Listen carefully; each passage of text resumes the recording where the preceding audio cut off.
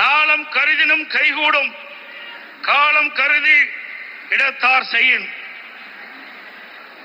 உரிய காலத்தையும் இடத்தையும் தேர்ந்தெடுத்து செயல்பட்டால் உலகத்தையே கையில் அடக்கலாம் என்பது இதனுடைய பொருள். நம்மை எதிர்ப்பவர்கள் எத்தகைய வஞ்சக நெஞ்சம் கொண்டவர்களாக இருந்தாலும் தீயவர்களாக இருந்தாலும் உரிய காலத்தில் உரிய இடத்தில் உரியவர்களோடு ஒன்றிணைந்து உறுதியாக செயல்பட்டால் வெற்றி என்பது நிச்சயம். அத்தகைய தருணம் இப்பொழுது நமக்கு கிடைத்துள்ளது.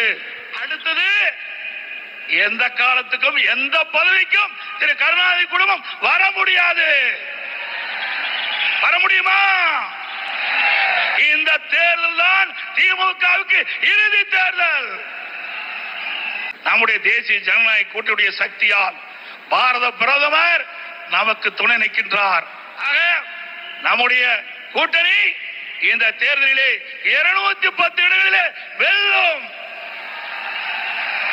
பெரும்பான்மையான இடங்களிலே வெல்லும். அண்ணா திமுக ஆட்சி அமைக்கும்.